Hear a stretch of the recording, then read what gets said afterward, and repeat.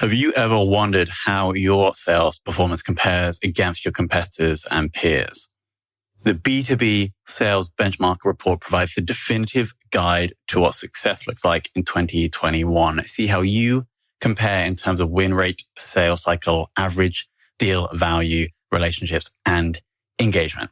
You can see the results and get the full report at ebster.com/B2B-sales-benchmarks.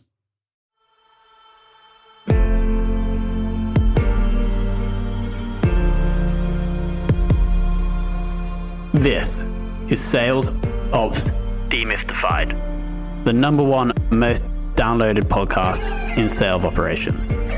We invite the brightest minds in sales ops onto the show to deconstruct the what, why, and how behind rep productivity, forecasting, metrics, and all things revenue.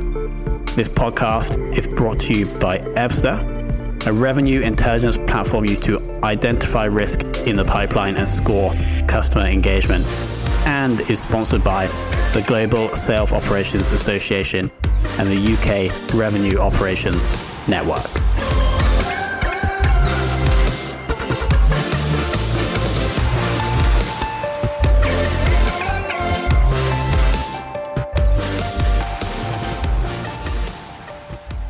Hello and welcome to another very special episode of the Sales Ops Demystified podcast. Today we have a very special guest. We have Lance Thompson, who is currently the technical sales operations manager at SeekOut. Lance, welcome to the show. Thanks for having me, Tom. And I must also, of course, introduce my beautiful co-host, Alex, who's here to ask the more technical questions. Daunting being called beautiful by you, Tom. Lance, let's get straight into this. I want to understand how you entered into the world of sales operations. Yep. Do you want the story from the beginning or the condensed version? Let's go from the beginning, and I'll jump in if it's too non-condensed. Okay. Yep. Coming out of college in the .com era, my first role was as a sales coordinator, and one of the main things I had to do within that role was become an expert on the CRM system we had at the time. Probably nobody's heard of it. It was called Maximizer. It was the 90s, and it didn't work very well. But as getting into that role, really understanding how that worked and how to get information out of it is kind of how I first got a foothold at my first job. Being able to show the marketing team and the sales team what was working and what wasn't right away, kind of then got me promoted at the time into a marketing events role. And so from there, we went through a buyout, and it failed. The .com crashed, and eventually we were all laid off. And with marketing experience at the time, the market wasn't very good for somebody just barely out of college to get into marketing, and so kind of pivoted over to sales because that's where the opportunities were. And then ended up doing that for a solid dozen years at various different SaaS companies. Enjoyed it for a while, but eventually I was getting burned out as I was going to places that start off in kind of a consultative sales process, but would eventually just try to get one call closes where you're just calling people and trying to get them to sign up whether they're a fit or not. And so when fast forward to 2013, when I left the last sales job, was thinking of getting into something else. And my wife was a Salesforce administrator and sales operations person at the time, and thought that I'd be interested in becoming a Salesforce administrator. And so looked into it, and I liked the analytical side of it. Took the class that's a week long from them, and studied up on the architecture. I'd already used it as a sales rep, and a lot of times I'd have territories that weren't that strong, and so I got pretty savvy in reports just to find people to call all the time. And studied up for the certification, and then right as I passed that, I had an opportunity to join Impinj as their first sales operations, or the first sales administrator that's full time, but part of the sales operations team. And so at the time we were about 100 people there, And we were able to grow and go through an IPO. And being part of the sales operations team, you're basically right in the thick of the business. And so everything I was setting up, was to make things easier for the sales team, but also had in mind how you're setting up the reporting and structure for the entire company. And as companies get bigger, that Salesforce admin function eventually kind of moves to the IT team. And so there's always the balance of whether you kind of move over to IT and are just responding to tickets, developing things, and kind of doing Salesforce admin stuff full time, or whether it kind of you stay with the sales operations side and are doing some of the sales admin stuff, as well as all the other things that go into sales ops. And so then I was approached by Scott Franklin over at Igneous. And this was basically right at the time they were starting the sales operation after 3 years of being stealth. And I really liked the opportunity to come in and start things from the beginning. At a company that big, you're not just doing the Salesforce administrator things. You're basically doing all of sales operations. So it's more well-rounded. And so from there, we basically got to set up the processes straight from the beginning, work closely with marketing on lead scoring, everything through the entire process from acquisition of somebody who hears who you are all the way through to sales and having a lifelong customer. And I really liked how well-rounded that is, and I really like being at small companies. And so that's kind of where my career has gone. And then most recently, I think we didn't quite make it far enough at Igneous, and so that the company shut down. But then right as that was happening, it was being reached out to by Ed, who was one of the people early on who helped bring me into Igneous. He's now over at SeekOut as the customer success manager, and they have a similar role. They're further along than we were at Igneous. They're probably a year or two ahead, but they've had success, and they're right in a period of growth. They have a lot of systems they've kind of set up, but haven't really tied together to get the full reporting structure all the way across. And so they basically brought me in to help combine all the systems together to get the reporting in check and get the processes in check as we kind of go through the next phase there. And I've been there about a month and a half, and there's a lot to do, but it's a great challenge, and looking forward to it. Lance's story. Thank you for the journey that you've been on. I thought it was quite interesting. The lack of opportunities in marketing drove you over to sales, which I think is probably a good thing in the long term. Talking about the systems you've been brought in to manage, could you quickly, just for the benefit of the audience, just list out the core parts of the tech stack that you guys are currently running? Okay. On the marketing side, we start with HubSpot, and that feeds into Salesforce. We have Intercom for chat. We're starting to implement PlanHat as well for customer success stats, and we're also kind of partway through implementing SaaS Optics, and also just started implementing Zendesk as well. And then the SDR and sales team also uses Outreach is part of their sales process as well. Got it.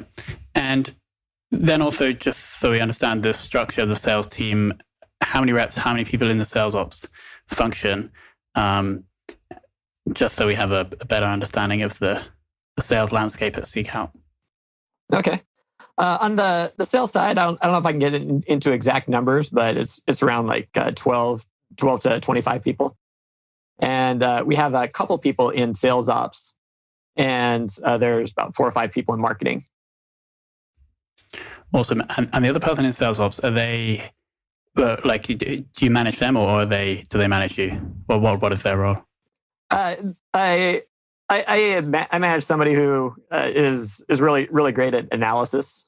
He's a couple years out of college, but has a bright future, and he's been running a lot of numbers all over the place, doing a lot of analysis and doing a great job. Amazing. Should we give him a quick shout out? What's his name? Oh yeah, his name is Michael Cripps. Shout out to Michael, doing some great analysis. I'm going to pick up a question here that we found actually mentioned on your LinkedIn profile. So at Impinge, you talk about the multiple different software packages and kind of supposedly streamlining them together to add value to the business. Was there a specific tool there that did work particularly well, or was it a combination of tools that added that value? Could you share a bit more about that experience? It was a combination of tools. Their instance started in 2008, and so there were a lot of things already there. They were one of the first people to implement SteelBrick, which is now the CPQ sales function, and so it worked pretty well. But it was so far before what the CPQ is now that we had to a lot of things we added by hand or customized were things that they added on later, and so it's kind of a different version than what we had before. We implemented Clary there, which we were pretty early in implementing that as well, but that was great for forecasting, and that does a better job in Salesforce of getting historical information, of getting snapshots along the way. And especially all the executives would geek out at how easy it was to create dashboards in it. So that was pretty handy. I implemented Exactly. It was kind of the first project I was thrown when I got there, which is handy for tracking compensation software. Our process became a beast as we grew, and one thing I learned there was to better. That I could have managed that better there to create better processes, because the process when it started of, calculating 5 plans for 30 people didn't work as well when it was like 15 plans for 75 people. We basically let too much complexity build in over time rather than kind of stop that complexity as it went. And it worked well overall. There were just too many rooms for errors in or too many places where you can make an error along the way in that whole process we had there. Awesome. Going back to the forecasting point you mentioned, do you think it is possible, or how possible is it to create a truly accurate forecast? It's a great question. It's something you always have to hone in. You have the forecast. You start with the basic assumptions of these are the probabilities at these stages, and you really see sales managers get really good at asking the right questions. Of you're really confident on this deal, but what are the steps that you've taken and haven't taken yet in the deals that we've closed? Usually at this point, we've already involved decision makers or procurement or anybody like that. What are the steps that are missing? And then as we got into the more challenges of this last year, you also had to adjust what are the steps that are now in place now this year that weren't in place last year. Is there now the CFO is going to come in and be a final decision maker where in a normal year he's not? And so I'd say it's always a constant battle to make sure you're asking the right questions, looking at the right factors, and always reevaluating all of the assumptions you're making along the way to be accurate on those forecasts. And just to follow up, how do you handle the different stakeholders? How do you sort of make sure that the right people on the deal? Have you had sort of plans and processes to ensure people are keeping the account reach out broad? Yeah, that's a great question. You always have to make sure that you're learning from what you do, and kind of reviewing both when things went well and things went bad. Whether whether that's speaking with the sales managers about how they came to their conclusions and what questions we all asked along the way, and then it's also learning from the deals that did do well, to say what was the piece in this deal that led us to know when it was going to close, know the key steps, anticipate things we didn't think of along the way. And so I'd say it's basically always asking the questions and following up on those. Yeah, it makes sense. I certainly know as a tile I've created in sort of one of our demo environments to show engagement with different stakeholders via contact roles, and everyone loves it, but the reality is no one uses contact roles properly. So it's how we can do that in different ways. But I just wondered if there was you had any kind of insight there, because I know that's something that almost everyone I talk to, they struggle to kind of capture that information in the way they'd like. Luckily, Salesforce is finally allowing you to do more automation with contact roles. So now you can set the contact roles directly on the opportunity and kind of use Process Builder and Flow to kick them off to the contact roles, and do the same if you add the contact roles. Then if you have a corresponding field on the opportunity, to put them there as well. So that's something I had just set up recently at another company as well. Awesome. Now, I believe that you're at that stage of the end or the beginning of the next fiscal year where you're deciding on KPIs to track. Mm-hmm. Could you, if possible, share a couple of those that you're considering focusing on for the next fiscal year? Yeah. We're a couple of ways away from our SKO at this point. So we haven't done a deep dive into those, but the key ones we're tracking so far are the annual revenue, or the ARR. That's kind of the main one. We look closely at churn as well, to make sure that we're keeping that as low as possible. And as part of this, we're looking at segments as well, as the SeekOut product is useful for both really large companies as well as small recruiters, but those businesses act differently along the way, and so we're looking closely at different segments for like recruiter, SMB, mid-market, as well as enterprise, in everything we're looking at as well, and so we'll be kind of taking a close dive into those. And then along the journey, we'll be looking closely at the KPIs of, how many leads we're creating, how many of those are converting, if we're getting stuck in certain places, what the net retention rate is for our existing customers, how much expansion do we get, making sure that we're always getting more expansions than downturns and loss and things like that. So I think those are the main things that we're going to be focusing on. Awesome. And then our second, or our penultimate question is, who in the world of sales operations, or actually not in the world of sales operations, has taught you the most? So they don't have to be from sales ops, they could be from some other field, but taught you the most about sales operations, I should add as well. The most about sales operations. I'd say the most about sales operations was probably Alex Long. He was one of the directors I had when I was at Impinj, and he really focuses in a lot on strategy, and he has a broad range of experience. He came from being a tech support person to getting into sales, and then operations and strategy. So he has a lot of perspective across the business, both in working people as well as general business strategy and things like that. And so it's definitely learned a lot from him. And he's always a person that really focuses a lot on career development as he goes along, kind of more so than others I've seen. Usually you're kind of focused on the task at hand when you're speaking. He's always thinking ahead to what's going on in your career and where you want to go. And so he was usually thinking about it more than I was. Awesome. And then finally, who in the world of sales ops would you most like to take for lunch? Yeah, there's a lot of people you could take for lunch.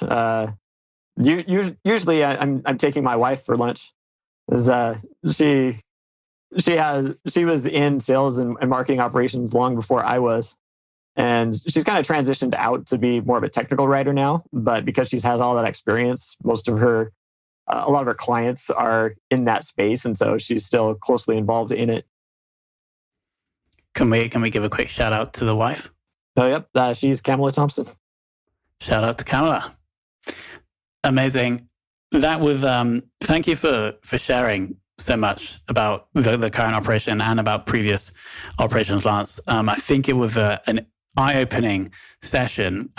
Interestingly, the first person we've had on with the word technical in their sales ops job title. And I think I wasn't 100% sure pre-interview what that really meant, but I think during the past 20 minutes or so, it makes more sense, the distinction between someone who would be in technical sales operations. Actually, this can be a final question we can put to you, Lance. What would you say is the core differentiator of someone who is in technical sales operations versus just a normal sales operations? Well, I'd say, and I kind of saw this as something that as I was starting to look for a job, noticed is common for early companies. They need somebody with both the experience to set up the business operations, but also the ability to kind of go in and do the technical work within the systems to tie everything together. And so I think that's where it came from. Honestly, we didn't talk title too much, so I don't even know what my exact title is. That was just one of the things I saw at one point. So when I had to put a title down, that's what I wrote down. Yeah, fair enough. So it could be my title. That makes total sense, though. That early stage where you might not have a dedicated Salesforce admin, you may need the sales ops person to actually go in and do the stuff. So that makes total sense. Lance, thank you so much for giving us your time today. Hey, thanks for having me on. It was great to be here.